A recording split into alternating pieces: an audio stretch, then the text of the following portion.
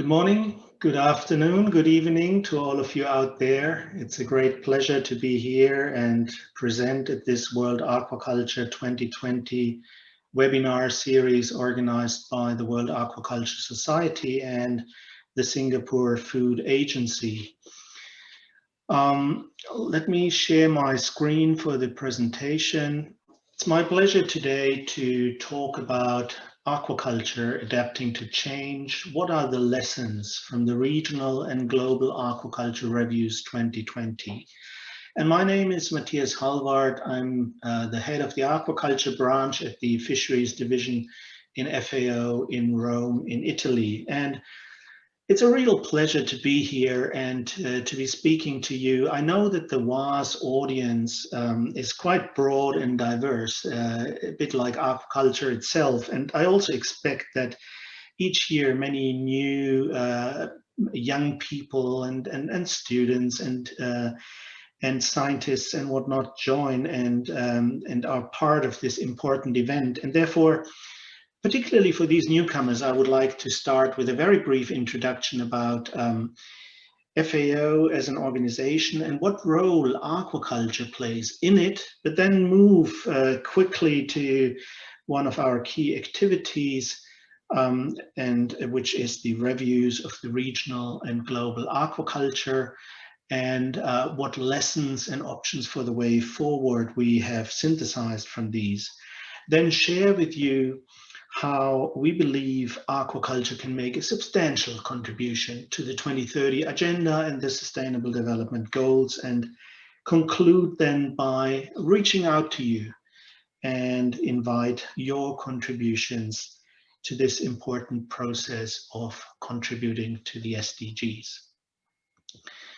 So let me change to the next slide. So briefly about the UN Food and Agriculture Organization. Actually, in this difficult year, 2020, we also had some bright moments and reason for celebration. And in the case of FAO, we turned 75 years old. And what you see here on the middle of the screen is the Colosseum in Rome illuminated on this occasion. FAO was founded in October 1945 in Quebec with 40 nations forming it. It then moved shortly thereafter to Rome with its new headquarters, where it has remained since. The goal of the organization is to achieve food security for all and to ensure that people have regular access to enough high quality food to lead active and healthy lives. And we now have a reach of 194 member states and are active in over 130 countries, as you can see on the map that is depicted here on the right lower side of the screen. So let's take a closer look at what role aquaculture can play in the future and in FAO. And here we have a vision, and the vision is a world in which responsible and sustainable use of fisheries and aquaculture resources makes an appreciable contribution to human well-being, to food security and poverty alleviation. And that already shows you that we are very much seeing aquaculture as part of a broader food systems perspective. The major tasks that we perform in FAO in relation to aquaculture are data collection and analysis, the development of global knowledge products such as technical guidelines, but also advice and guidance such as the Code of Conduct for Responsible Fisheries, which also has a celebration this year of 25 years. And facilitation of knowledge exchange and global negotiation. And this we do in the form of convening international conferences, meetings, and intergovernmental fora. So what I would like to focus on today is this first major task, the collection and analysis of data. And I will talk about this process of regional and global reviews of aquaculture, which we have been starting in 1995 and have performed regularly every 5 years for the whole globe, 6 regions in the world, and synthesizing the information into a global overview, which covers very much the aquaculture status, the development and trends on a regional and global basis. The detailed reviews are summarized with key messages and options for the way forward, and this is what I will present to you today. The reviews in 2020 are aligned with our global conference on aquaculture, which we hold every 10 years, but more on that later. What I would like to do now is show you the faces and the names behind these regional and the reviews and the global synthesis. These are our world-known and leading experts that have guided the process and prepared those documents on the basis of various sources of data, including information from the FAO State of the World Fisheries and Aquaculture, our database Fish.J, from academic literature, from agricultural databases such as FAO Stat, other FAO and UN publications, and of course supplemented with expert views and opinions from FAO staff and other experts around the globe. And we are very grateful to all our experts that have guided and led this process. And you may have heard some of them in the October webinar that we did, and that is also available online. Now, let's come to the 10 key messages that were synthesized from the regional reviews. Key message 1. Aquaculture has continued to grow over the years and the decades, and really we must ensure that it will do so in the foreseeable future. Capture fisheries has been stable, and aquaculture has been growing, filling the supply-demand gap that we also expect to have in the future. In 2018, which are the latest available data to us, over 114 million tons were produced by aquaculture worldwide, valued at over $260 billion US. And this is composed of aquatic animals with over 82 million tons and aquatic plants with over 32 million tons, mostly seaweeds. Now, aquaculture contributes now over 50% of the aquatic food that we consume, and Asia, and within Asia, China is the top producer. Asia really is the powerhouse of production. But overall, around the globe, it's the developing countries that continue to produce the majority of farmed aquatic species, and a few developed countries are also strong producers.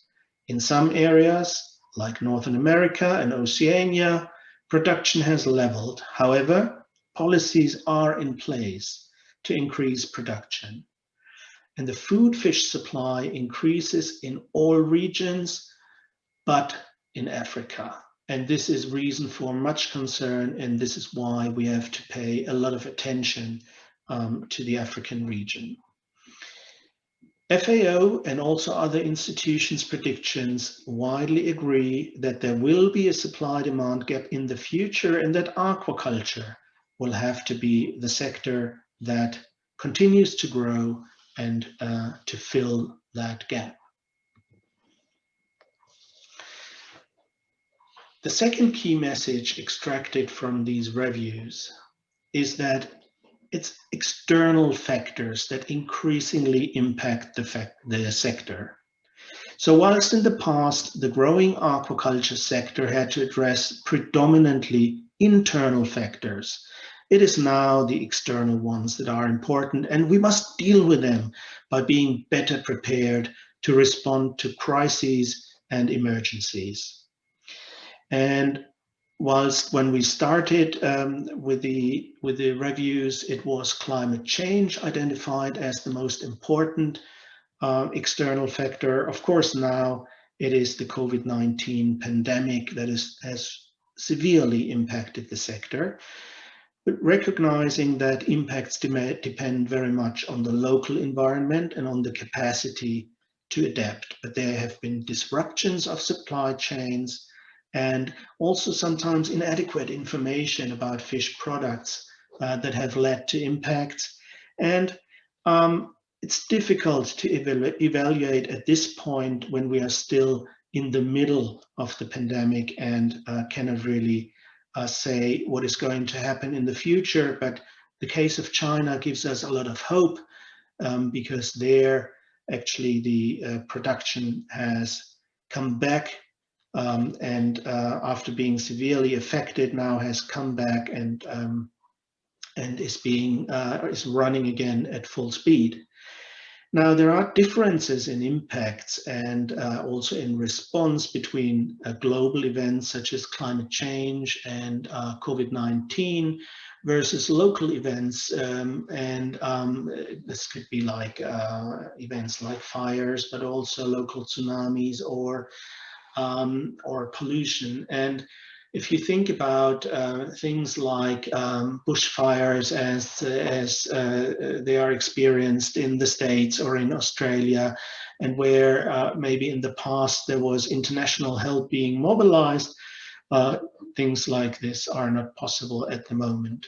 Environmental problems persist, pollution and habitat degradation being two of them, and they impact the success of aquaculture, but of course also of other food systems. Now, the options for the way ahead here is that there is really a need to create a more resilient and vital sector that is capable of dealing with these increasingly important external factors. And all the reviews were unanimous in the conclusion that really it's disaster preparedness that needs to be increased and emergency responses in aquaculture planning and management that have to be in place.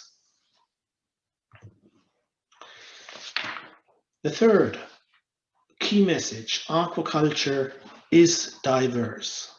It's diverse in terms of farming systems, where we see cages, ponds, raceways, intensive recirculation systems, all the way to low input, extensive systems, and also large and small scale operations. We have difference in environments and habitats, ranging all the way from temperate oceans to tropical rice fields. There is a huge variety of aquatic species comprising fish, mollusks, crustaceans, echinoderms, vascular plants, importantly seaweeds, but also microorganisms. And this diversity in itself has a lot of opportunities, but also challenges when it comes to the husbandry and farming. And then there are regional differences. The aquaculture development and management need to be very much area and region specific and dependent on the local resources there, the local environment, local capacity, and the integration with other systems of food production and national priorities is important. So in terms of options for the way ahead, the diversity that we see now should really be maintained to ensure that these diverse systems and these diverse species are actually appropriate for local conditions, for local market access, and for this increased resilience that we so much need and the sector so much needs.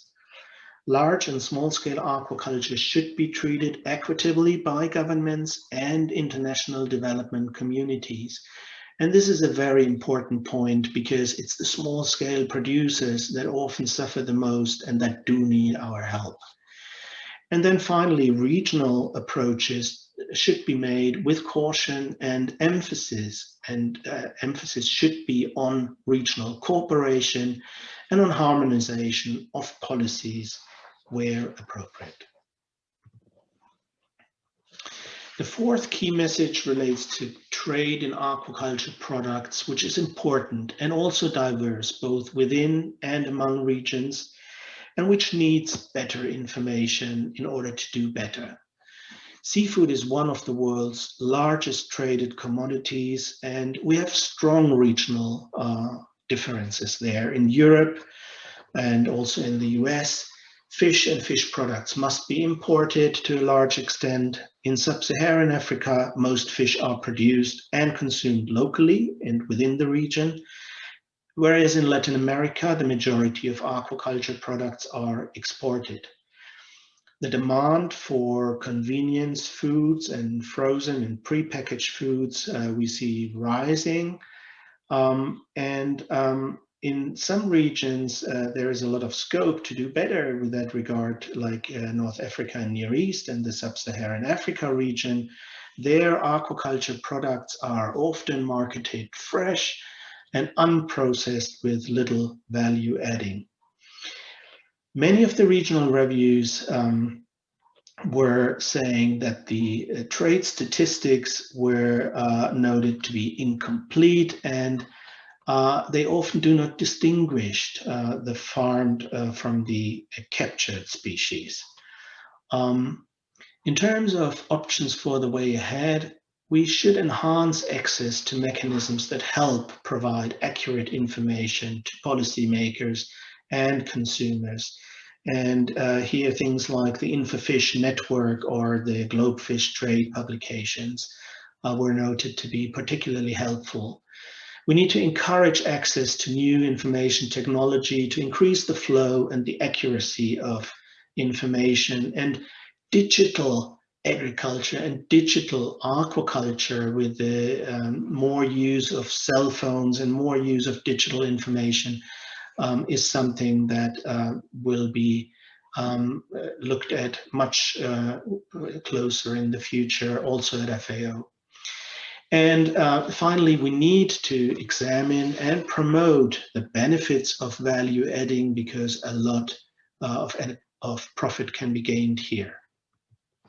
The fifth, market tools to promote sustainability have potential, but more is needed.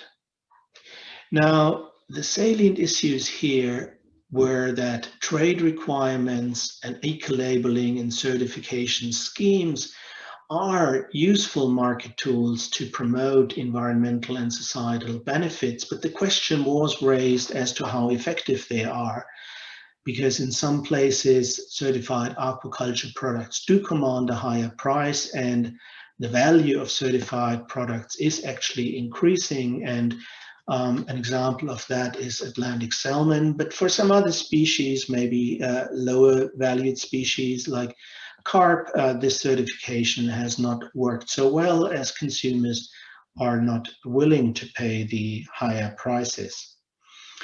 So there are concerns actually that the requirements are too high for smallholders, and particularly in rural areas, and that therefore there is a difficulty for their access to the markets.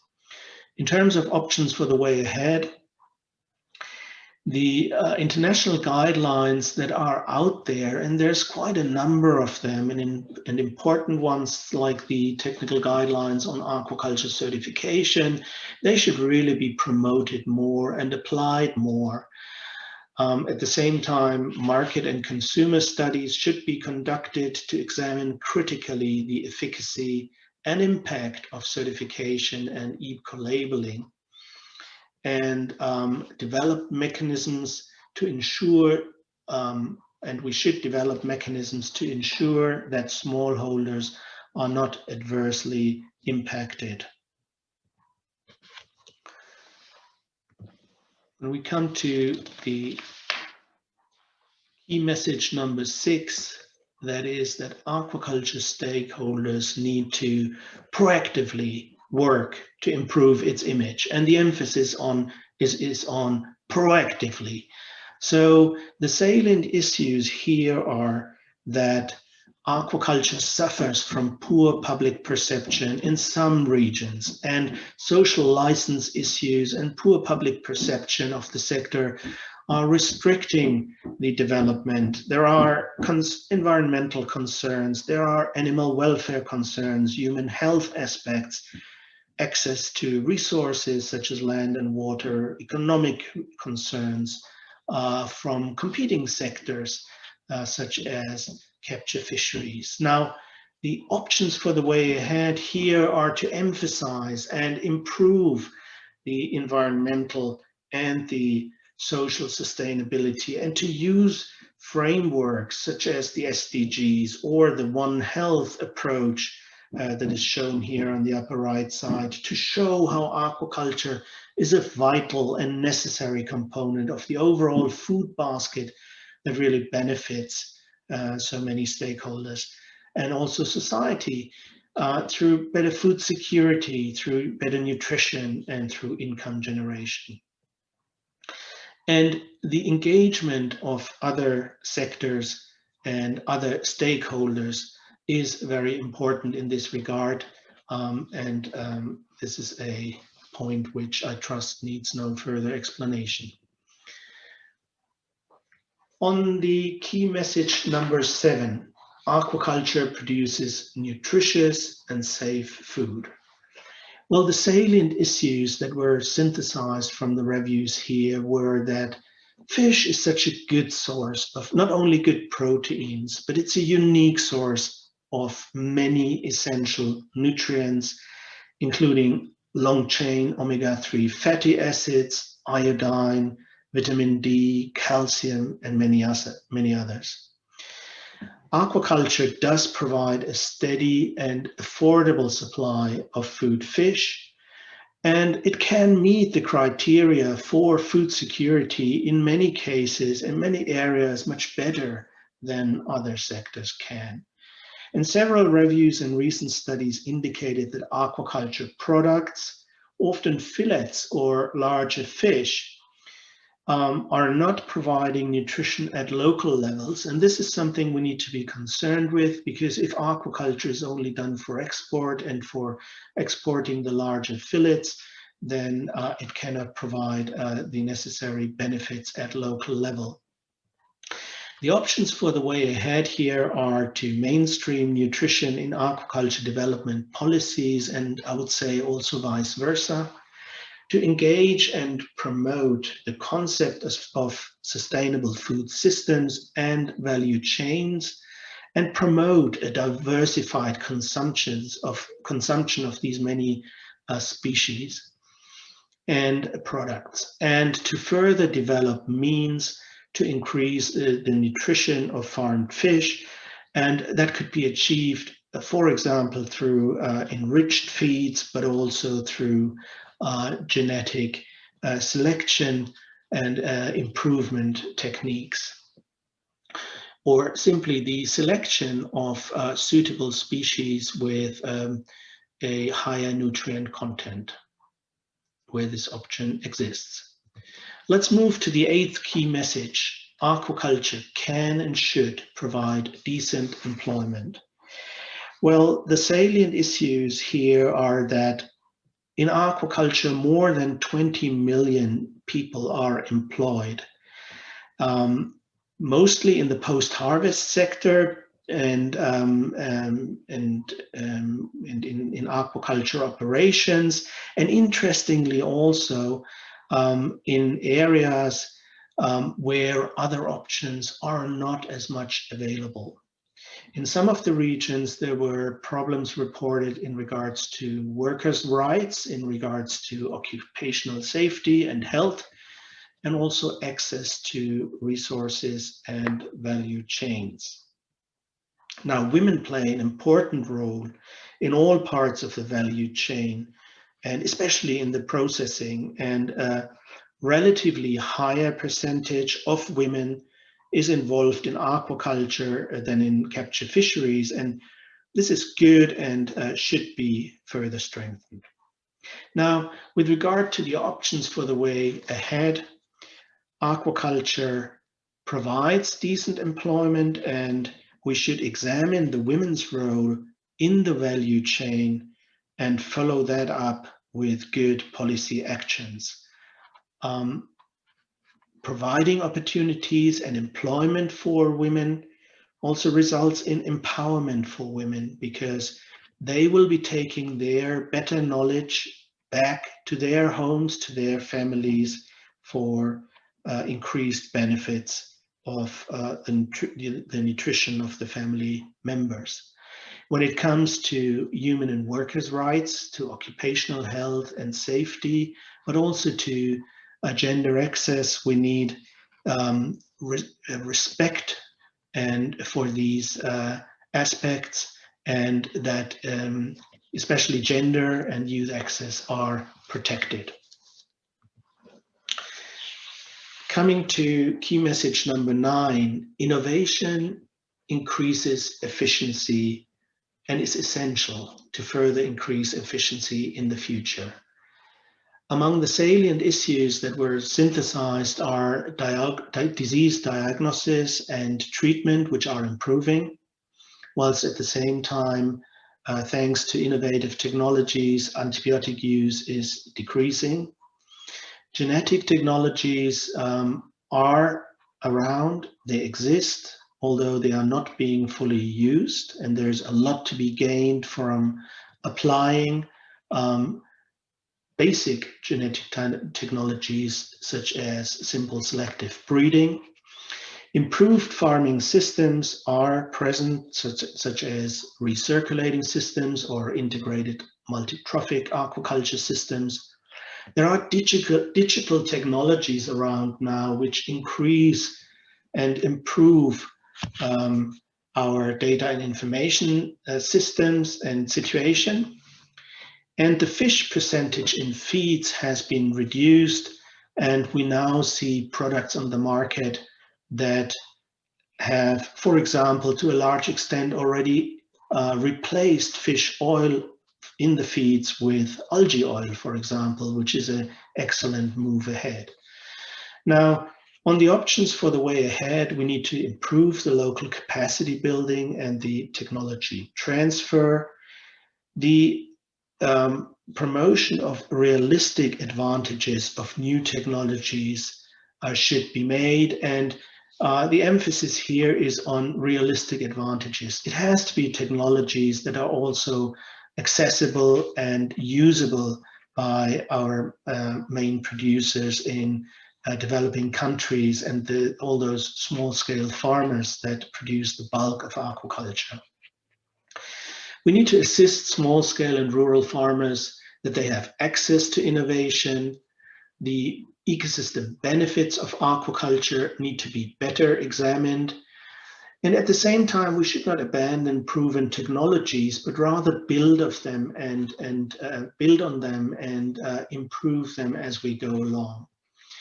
Now, again, as it comes to the replacement of fish in aqua feeds, this is a good development, but at the same time, this whole discussion should not unduly impact the responsible use of fish, and we should analyze trade-offs and communicate these trade-offs. Now, finally, the 10th key message is good governance is increasing, but more is needed. And the salient issues here are that, as you can see on the diagram here, aquaculture is just one part within the broader ecosystem and environment, and unfortunately often not well integrated into national policies, because very often it is a newcomer to this environment. And this means that planning, zoning, and environmental impact analysis really are needed to help the sustainability of the sector, but also the social acceptance, because it's being scrutinized as a latecomer, is being scrutinized very much. And in some regions, the regulatory burden on aquaculture as a new sector is very high. So the options for the way ahead then are really that policies should be harmonized within ministries and among countries, and among those sectors that jointly use certain areas where aquaculture should have its rightful place. Aquaculture should be integrated into national development strategies, and it's through farmer associations and producer associations that a stronger representation can be made to decision makers. The value of aquaculture should be widely communicated, and especially the strong and good nutritional aspects. We should strengthen intergovernmental collaboration on aquaculture and especially on governance at the level of, for example, the COFI subcommittee on aquaculture, and at other intergovernmental fora, for example, at the network of aquaculture centers for Asia Pacific and their statutory body meetings. So all of this actually means that aquaculture can do quite a lot in helping achieve the Agenda 2030, its SDGs, and other international commitments. Aquaculture is directly contributing to a number of SDGs, importantly 1, 2, and 14, but many others, and indirectly to many more. Each region in this regard has its own opportunities and challenges, and there are new ways of viewing and promoting and analyzing food systems that are emerging, and that actually look beyond the tons produced and the dollars sold, and instead focus on positive outcomes for local communities in the form of nutrition and food security. And this is something where much more can be done. And we need to assess and enable aquaculture development in terms of the direct and indirect implementation of and contribution to the SDGs. So what we saw in the regional reviews and the synthesis was a call for global and regional organizations maybe to look for new indicators and go beyond, as I said before, the kilograms and the dollars, but recognize that health and environment and as maybe in nutrition sensitive agriculture, in this concept, along with social and economic viability, are so important and should be prioritized. Now, the question is, how can we maximize aquaculture's contribution to the SDGs? And as much as we appreciate and value the invitation of being at the meeting of WAS like the one today, we would very much like to reciprocate and also invite WAS members and others to an important event we are organizing every 10 years with our partner NACA, and this year with our host being China and the host being the Ministry of Agriculture and Rural Affairs of the People's Republic of China. No one can achieve the SDGs alone. Partnership and working together is so important. So join us at this global conference in September 22 to 27, September 21 in Shanghai, China. It will be a hybrid conference, will be free for all, will be open to interested stakeholders. And the website you can see here. It's aquaculture2020.org. Registration will open this week, and you are cordially invited to be there. So with this, I would like to thank you once again, thank the World Aquaculture Society for the kind invitation, and thank all of you for your attention, for being with me throughout this somewhat long talk. And I wish you good proceedings and look forward to the comments and questions that you may have. Over to you.